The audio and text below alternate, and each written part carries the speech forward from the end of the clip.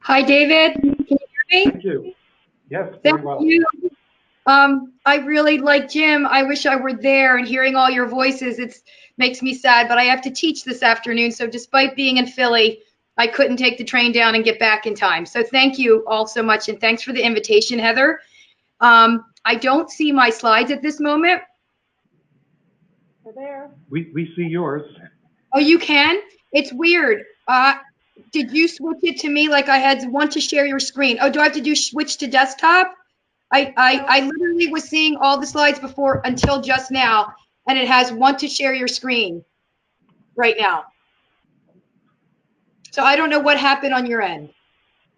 I'm gonna put it back on. Yeah, this We're is one of the working on remote it. viewers. We also don't see it anymore. Okay. Oh, thank you. It's not There just it is. there now, but there's okay. So we just shut this in front of it, maybe. Will I have control, Heather, or are you going to do the same as with Jim? I have control. This is Shar. So just Oh, let hi, me know when. Shar. Sorry. Thank you. No worries. Everyone, it's really, again, can you hear me fine? Yes. Yeah. Yeah, usually people don't have trouble hearing me. I feel like I'm going to be a little repetitive of what David said, so hopefully I won't bore you. But I was charged to talk about the new guidelines a little bit and then emerging technologies, of course, and physical activity. And so you can go to the next slide, please. Whoops. Oh, well, that's fine. That's fine. That should say 2018 physical activity guidelines. I picked the wrong one, so that's good that you went forward, Char. That was my mistake. Okay, so with the physical activity guidelines, just as a quick reminder, sort of the 4 highlights were that physically active individuals sleep better, feel better, function better. And again, all of us in this room and remotely know these things. It reduces the risk of a large number of diseases, conditions.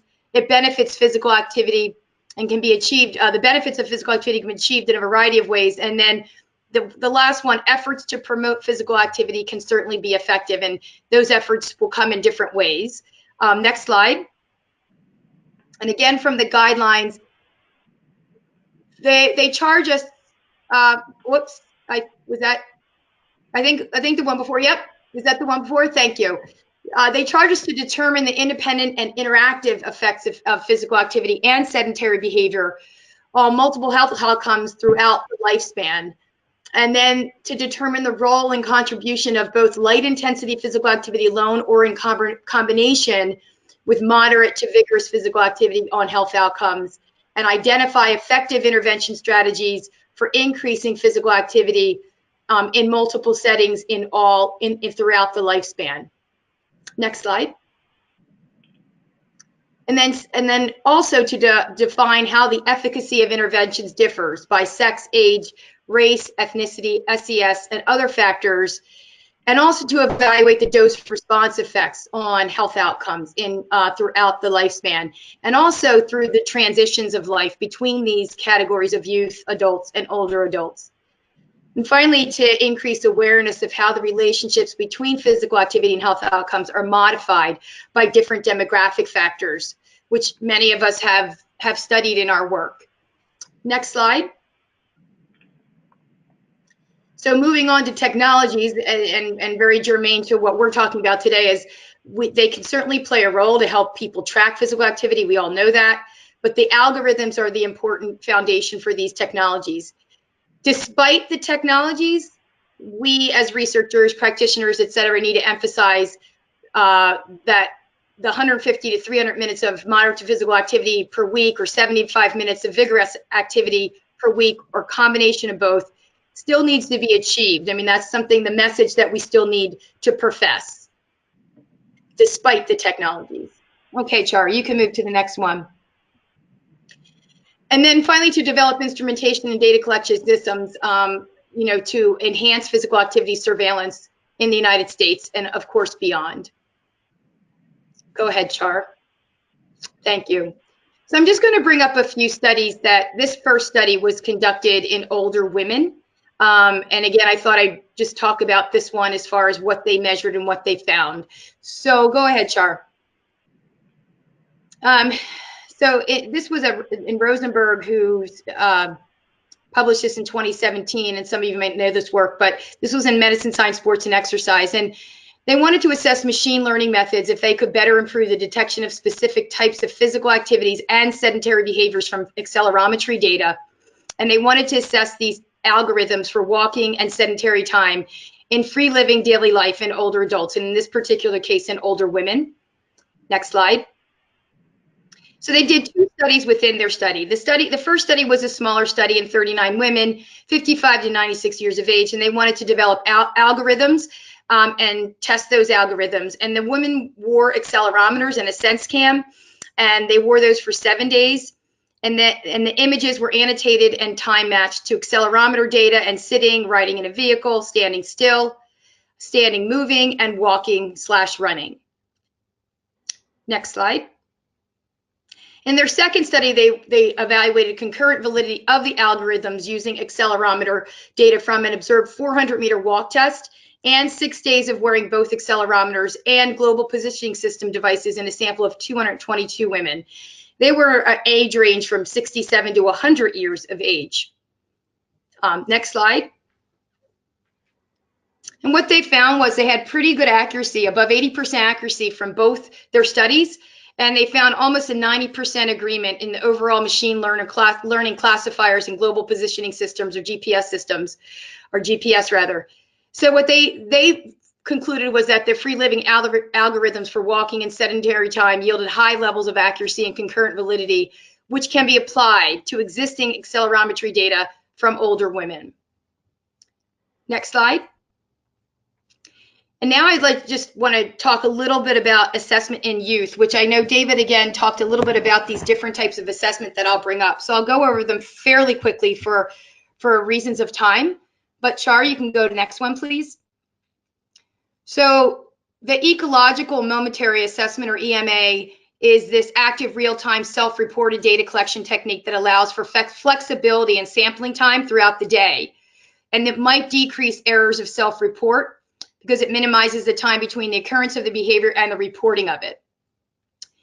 And this physical and social context of physical activity can also be assessed, and prompting for self-report data when a person is engaged in activity in the natural environment will help this ecological validity and reduce recall bias.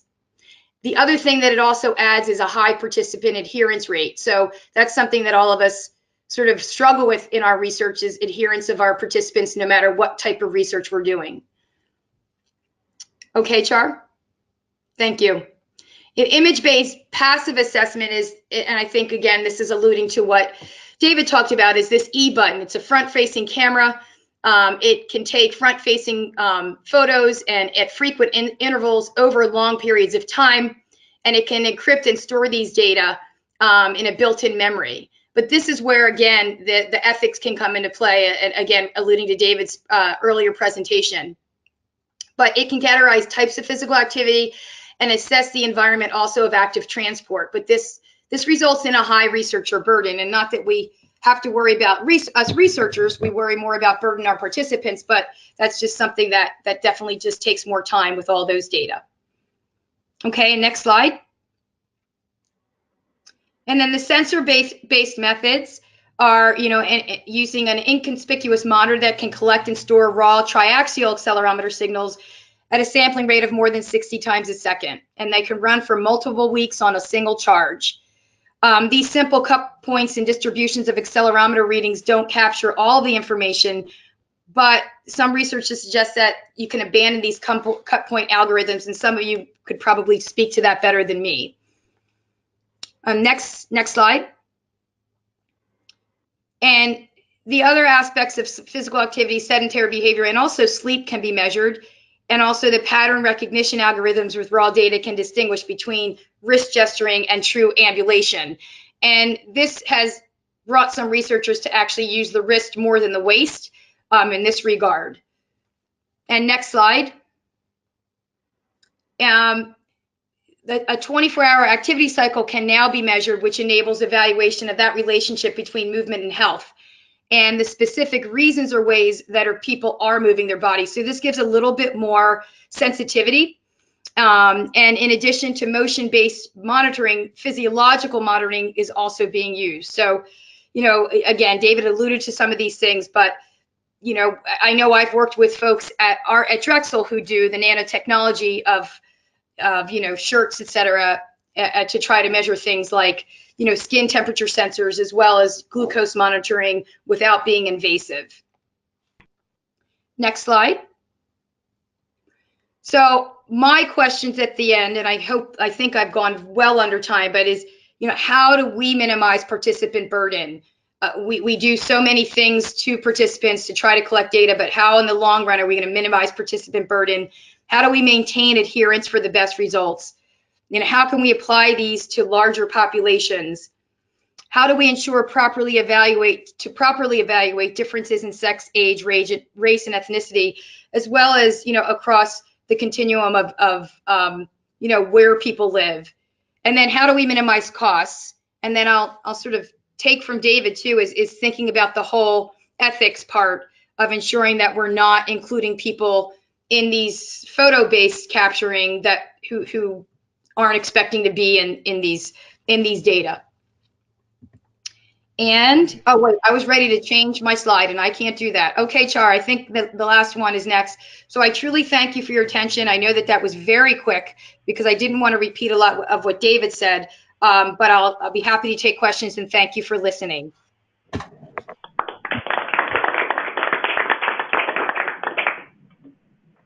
Questions or comments? Well, let me start while people are thinking. Stella, in your last slide about the questions, I would probably add differentiating responses and what's recorded by weight status and probably fitness status as well. I appreciate that, David. I agree. Thank you. Yes, exactly.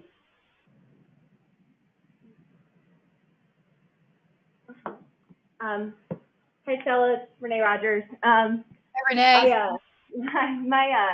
My mentor, John Jakisik, was one of the scientists on the new activity guidelines, and we've been struggling because they're fantastic in the sense that we have now some data, and it's cautionary data, about this idea that every minute counts. And that's one of the highlights of the new report, and it's been exploded in the press, right? And one of the problems, though, that we're seeing with activity monitoring is that's becoming just standing up as a minute is counting. And when you look at the sedentary behavior data, as it predicts certain things, it's very variable, and we're limited on evidence. So I think as we think about these technologies, the one thing that strikes me is Stella made a really great point about it. It's still 150 to 300 minutes, and the things that our technologies are measuring are steps, the output, or they're giving a caloric expenditure amount. And for the general person, that's not always understood what that means. If the goal is to increase physical activity. So I think we're struggling with trying to send the message of, if that minute counts, how do we make sure the person understands it's a moderate to vigorous physical activity minute, and what is that expenditure? So I think how these things connect it's limited, and what the devices that are currently out there are doing are not aligning with our guidelines and what we just came out. So I think you want to consider that. Renee, I really appreciate that comment, and hi to John if you see him soon. But it's interesting that you say this, because as I think about us in this, and I'm just enjoying the presentation so far, and I hope I didn't bore you all, because I feel like, oh my gosh, everything before me was just so wonderful. But I was struggling with still, despite the technologies, and I think probably all feel this way, it still doesn't, like, we still need to get people moving. And that's why all these little gadgets come out all the time, because people get bored. They don't stick with it. Like, what? Jim, your phenotyping of the inflexibility just really caught my attention, because I was texting my doctoral students saying we need to do that in our athlete study. And so I mean, athletes obviously aren't the people we're targeting to be more active, but it's just that despite these great technologies, we still need to get people moving. And that's, I guess, what I struggle with, because the behavior change, as we all know, is the most difficult thing to do. So I'll stop there. I'm kind of rambling, but as scientists, we want our studies to be sustainable. Whatever we measure, we want people to keep moving if exercise was the intervention. And that we all know that the recidivism to go back to a higher body weight and to not exercise is very high. Stella, this is Chosan. I have a quick question. Going back to your statement about that we need to keep the body moving, how important it is in terms of time of day when you exercise? Because we really need to know that what is the most beneficial time to do your exercise. You know, you mentioned that less burden to the individual. Um, do we have any sort of circadian rhythm tied to activity assessment? So others might be able to speak to this better than me. What I tell people, of course, is whatever the best time is for them, is to make sure they get moving, right? Like, so in general, we just want to get people moving. And I know, Carson, that that's not what you're asking, but based on the research I've read, it's sort of like midday is the best time as far as being at a person's peak circadian rhythm wise. But anybody, please jump in who may have better information on that. This is Jim. I think the data are very mixed on that. I totally agree with you. The major thing is to do it. Yeah. When you do it, it's much less important than what you do, how much, what type, etc. The timing, I think the data are very mixed. There's some data suggesting you burn more fat in the short term if you're fasting, but over the long term, maybe not much difference. I think the timing is minor in comparison to other aspects of exercise. And Jim, thanks for that, because the other thing, Carson, that I tell people when they say, hey, when should I exercise? Again, I say what's best for them, but I try to tell them if you can in the morning, because life will get in the way, that's typically the better time. Not for any other physiological reason, Jim. Just, I want to be clear with that and everybody. Secondly is they say, what exercise? And I say the one that you're going to actually do. You're going to actually do the exercise. That's what we want you to do. If it's walking, fine. If it's running, fine. But just make sure you're consistently moving. And I'll add that there's just some secondary analysis coming out for the Midwest exercise trial.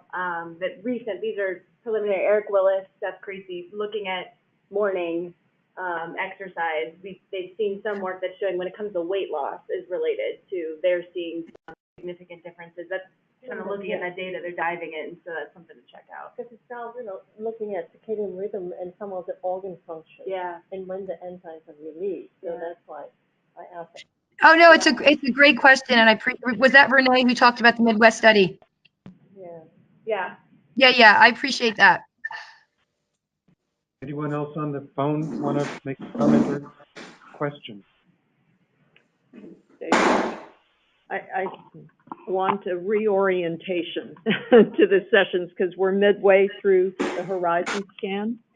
Is the goal of sharing a lot? I think this has all been fascinating information to share, but the goal of our getting together, and perhaps this will be in the round table, is what? To try to determine future research and or an application for some of these technologies to help the consumer. Well, I think here it's really to determine the research needs and goals that somebody else would implement a course of action. ILSI can fund small projects like Robin's, but obviously not full-scale development of any of these technologies. Okay. Yeah, just needed to get oriented. Thanks. Okay, thank you, Stella.